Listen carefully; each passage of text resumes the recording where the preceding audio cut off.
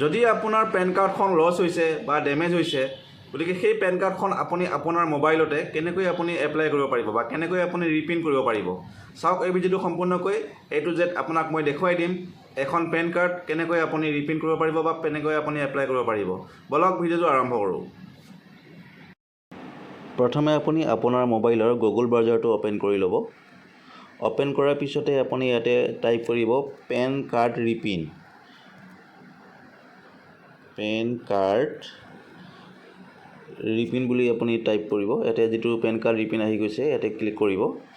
Click কৰাৰ পিছতে ইয়াতে আহিব আপোনাৰ প্ৰ'টিন যিটো পেন কাৰ্ড ৰিপ্ৰিণ্টৰ এটা ৱেবছাইট হয়। এইটোত আপুনি ইয়াত লিখা আছে যিটো apply online for reprint PAN card, ইয়াতে আপুনি ক্লিক কৰিব।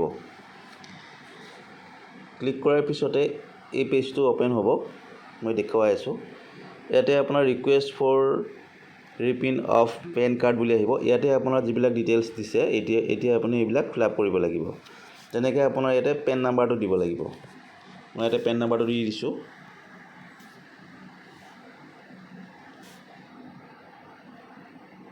ৱেইট কৰিব।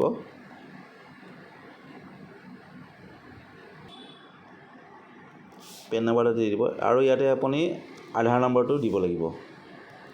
আপোনাৰ যিটো আধাৰ নম্বৰ ইয়াতে আপুনি দিব লাগিব।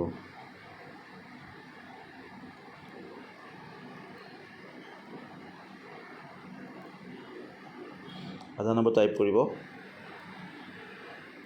আধাৰ নম্বৰ টাইপ কৰাৰ পিছতে আপুনি ইয়াতে দিব লাগিব ডেট অফ বাৰ্থ। ইয়াতে চিলেক্ট কৰিব আপোনাৰ যিটো ডেট অফ বাৰ্থ আপুনি ইয়াতে টাইপ কৰিব। টাইপ কৰাৰ পিছতে এইটো GST যিটো অপশ্যনেল হয় ইয়াতে কৰিব নালাগে। আপুনি এইটো টিক মাৰ্ক কৰিব।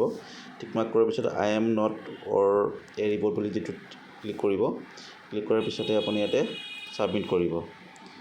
ছাবমিট কৰাৰ পিছতে এই ডিটেইলছবিলাক আপোনাৰ মোবাইলত শ্ব' কৰিব। Request for reprint of PAN card, এই ডিটেইলছবিলাক আপুনি অতি ভালকৈ আপুনি চাই ল'ব।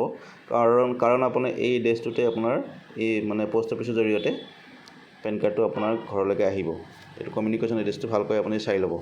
তাৰপিছতে আপুনি ইয়াতে OTP ক্ৰিয়েট কৰিব লাগিব। ইমেইলৰ দ্বাৰা পাৰিব, মোবাইল দ্বাৰা পাৰিব আৰু ইয়াতে আপুনি যিটো অপশ্যন আছে যে মোবাইলটো চিলেক্ট কৰিব। চিলেক্ট কৰাৰ পিছত এইটো আই এগ্ৰীত ক্লিক কৰিব। ক্লিক কৰাৰ পিছত OTPত ক্লিক কৰিব। OTPত ক্লিক কৰাৰ পিছত ইয়াতে OTP আহিব। OTPটো আপুনি আপোনাৰ দি দিব। ৱেইট কৰিব।